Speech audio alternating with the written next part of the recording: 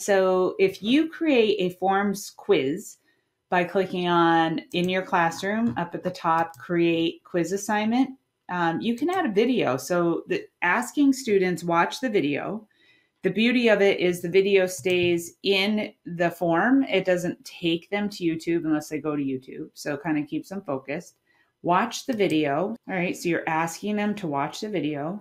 And then you're asking them specific questions that they couldn't answer unless they watched the video other than to guess, okay? So you go through and the students watch the video and they answer the questions, hit submit. As a student, I can view the score. And so I can see which ones I got wrong and which ones I got right. And if the teacher's added any feedback when I get it wrong, oops, got it wrong, try again. Got it right, no comment, et cetera, et cetera. That's a flipped form, and it's create quiz. So rather than just have you do that and end this tutorial, I'm going to go back to a Google Classroom and I'm going to create one of those forms.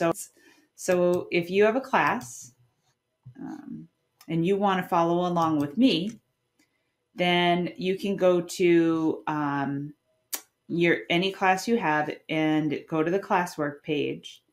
And we're going to click on create and choose quiz assignment. And we'll call this Independence Day quiz. All right. And it automatically puts a form right there. So all you have to do is click on it. And now you're ready to give it a name. All right. And then I'm going to click up here. Call this Independence Day quiz. All right. And now I'm ready to add the video. So I'm going to click on video, and you probably have a URL. If you spell it right, though, you get better results. So there I have this watch video and answer questions. Okay. So then the question is, what is the date of Independence Day? And so I'm going to change it to multiple choice and pick 1975, 2008, 1776, 1650.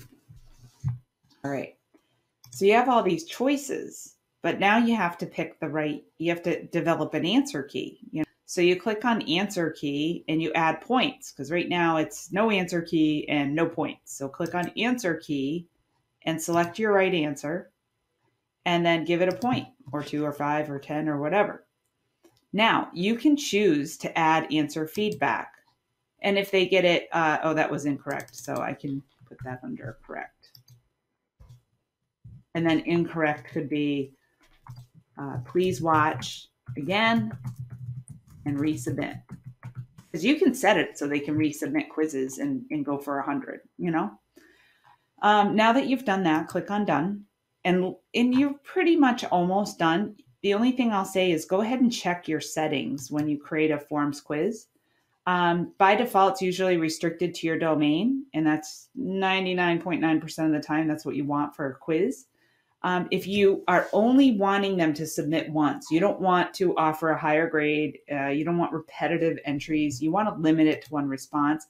This is actually the most popular, but if in the event that you wanted them to do it again so they could try for the higher grade, you'd have to have this unchecked. There are quiz options. So if you go over to quizzes, you can turn on locked mode if they're working on Chromebooks that you manage. If you make this a quiz, it's what allows you to add the answer key, and it was already done for you by default. You can choose not to release grades immediately. So you might have open-ended questions worth 25 points, and even if a student gets 100, they get 75 when they hit submit because you haven't added the manual points yet. That can drive a very OCD kid crazy. So if you're doing that, if you're going to grade later with the open-ended, leave it.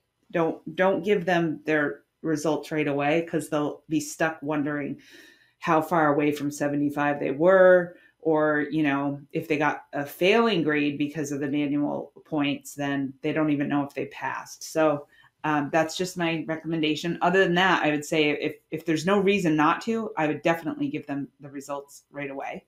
And then you have the option to see if they can see their missed questions or see the correct answers or see the point values, and all of that is entirely up to you. So you click on save. Now you just simply close out of it, and it doesn't change right here, so you think something's wrong, but once you click on assign, you modify the points accordingly.